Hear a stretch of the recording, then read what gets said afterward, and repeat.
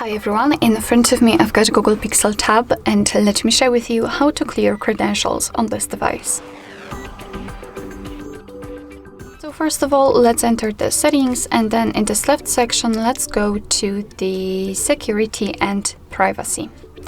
There we have to scroll down to find more security settings, and then tap on encryption and credentials.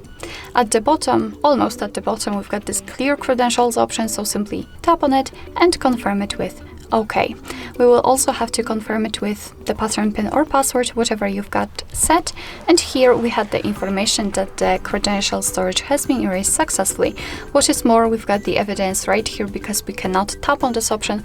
So it again means that we just removed the certificates. Alright, so that will be all. Thank you so much for watching. I hope that this video was helpful, and if it was, please hit the subscribe button and leave the thumbs up.